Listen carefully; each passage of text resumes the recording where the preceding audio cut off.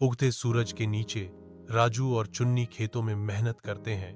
उनके शरीर पसीने से चमक रहे हैं। चुन्नी पूछती है, पिताजी, क्या हम कभी अमीर बन पाएंगे? राजू जवाब देता है, बेटा, ईमानदारी से मेहनत करो, भगवान सब ठीक कर देगा।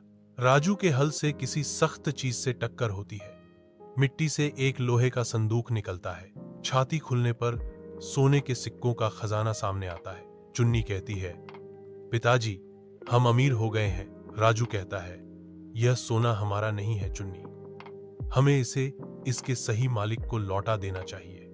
राजू और चुन्नी सरपंच के घर पर पहुंचते हैं, अपनी खोज को प्रकट करने के लिए तैयार। राजू सरपंच को छाती पेश करता है और पूरी कहानी तत्परता से सुनाता है। सरपंच राजू की कहानी का हर विवरण ध्यान से सुनते हैं, उसे आत्मसात करते हैं। सरपंच गांव में घोषणा करते हैं, एक बूढ़ा आदमी गांव के मुखिया राजू के पास विरासत की कहानी लेकर आता है। राजू ध्यान से सुनता है, उसका भाव विचार मग्न है, क्योंकि वह बूढ़े आदमी के शब्दों पर विचार करता है। राजू बिना किसी हिचकिचाहट के छाती लौटा देता है, जो सच्ची उदारता का प्रतीक है। राजू भाई, आप जैसे लोग ही इस दुनिया की असली दौलत हैं। बूढ़ा आदमी राजू के बेटे की शिक्षा का समर्थन करने की पेशकश करते हुए कहता है। चुन्नी गांव लौटता है, अब एक ईमानदार अधिकारी है, जिसका उसके लोगों ने गर्मजोशी से स्वागत किया।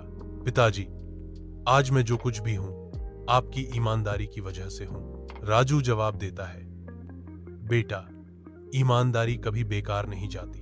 अथक धूप में राजू और चुन्नी कंधे से कंधा मिलाकर धरती को पलट रहे हैं। चुन्नी राजू की ओर देखता है, उसकी आवाज सम्मान से भरी हुई है। पिताजी, मुझे आपका पुत्र होने पर गर्व है। राजू चुन्नी की ओर देखता है और स्नेह से जवाब देता है, और मुझे गर्व है कि तुम एक ईमानदार आदमी हो।